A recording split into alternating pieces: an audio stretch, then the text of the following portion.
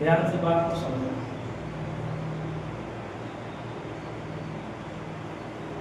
हमने आपको बताया कि ये जो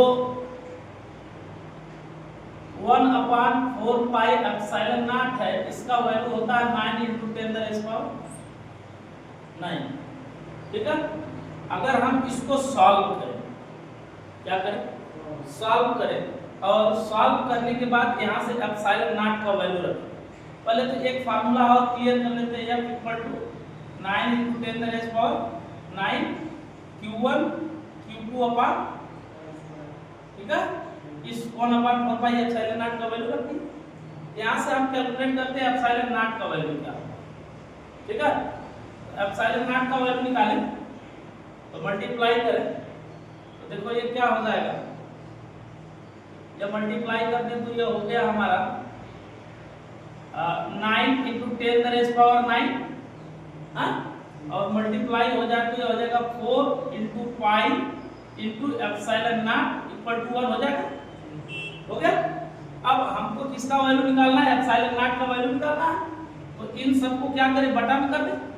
तो ये क्या मिल गया, एप्सिलॉन नॉट = 9 × 10⁹ × 4 × पाई का वैल्यू होता है 3.14, ठीक है।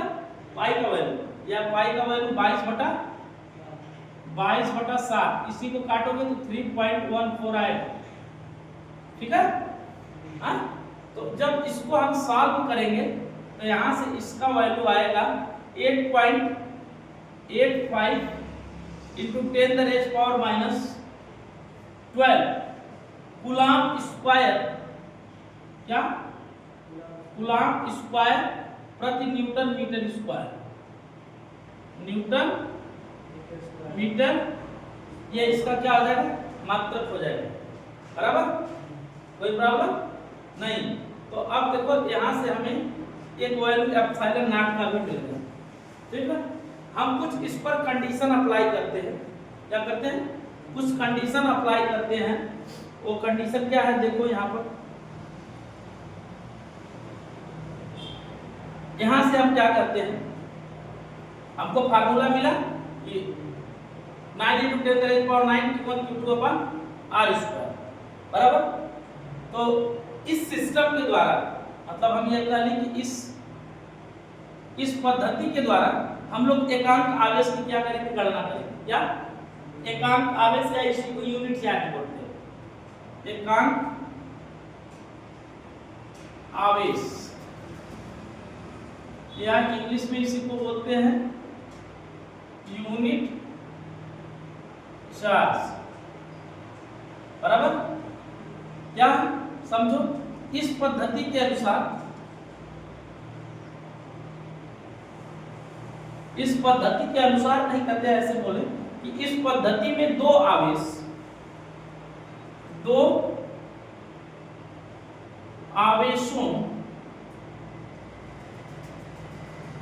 आवेशों के बीच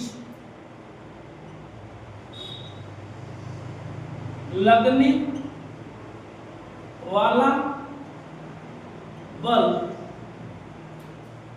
निम्न सूत्र द्वारा दिया जाता है।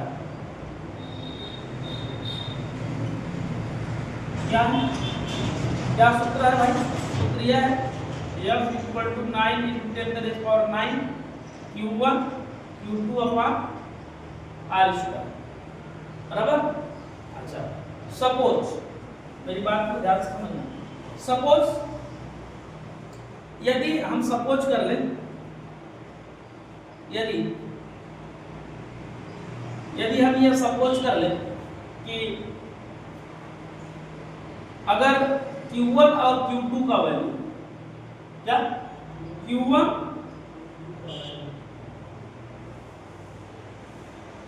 बराबर Q2 बराबर 1 हो जाए, क्या हो जाए, 1 कूलम्ब हो जाए, कितना हो जाए, 1 कूलम्ब। और इनके बीच की दूरी r क्या हो जाए, 1 मीटर हो जाए। तो लगने वाला बल कितना होगा, ठीक है।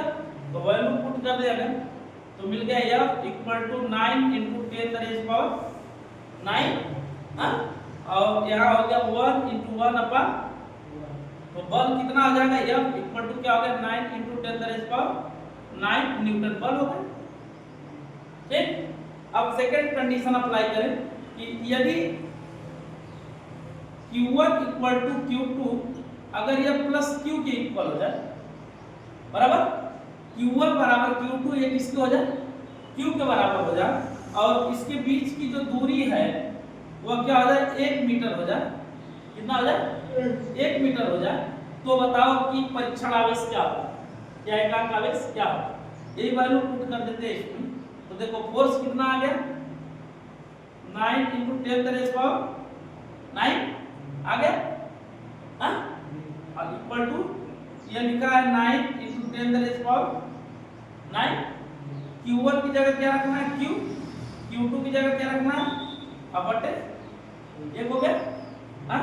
अब देखो ये यहाँ से कट गया, तो ये Q का मल्टीप्लाई Q कर देंगे तो कितना हो गया Q स्क्वायर, तो ये क्या हो गया Q स्क्वायर इक्वल टू क्या हो गया 1, या Q इक्वल टू हो गया प्लस माइनस, इसी को बोलते हैं एकांक। देखो आवेश का वैल्यू कितना हो गया 1 आ गया, तो हम इसको क्या कह सकते हैं भाई, इसको किस सेंस में कह सकते हैं, क्या कह सकते हैं, इसको हम लोग लिख सकते हैं कि यदि एक समान परिणाम के दो सजातीय आवेश, क्या, यदि यहीं पे लिख दे,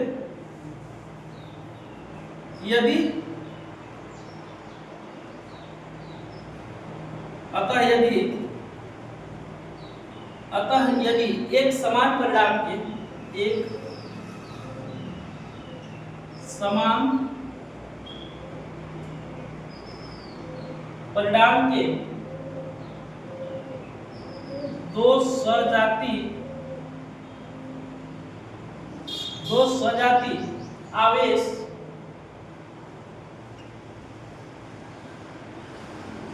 आवेश निर्वात या वायु में, निर्वात या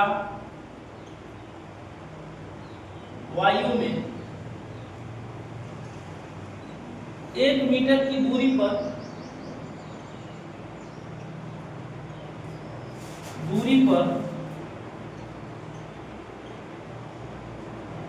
स्थित 1 मीटर की, हाँ 1 मीटर के दूरी पर स्थित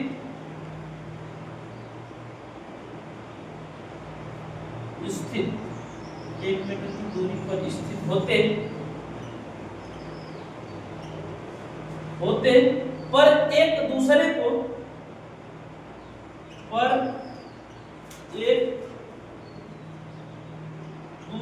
को 9 इंटू 10 रेज पावर 9 न्यूटन के बल से, 9 इंटू 10 रेज पावर 9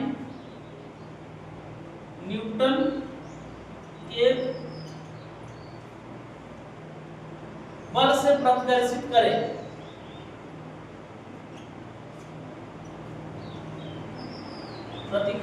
करे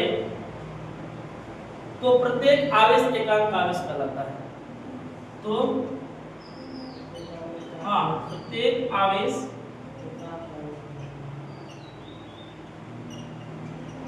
एकांक आवेश कहलाता है।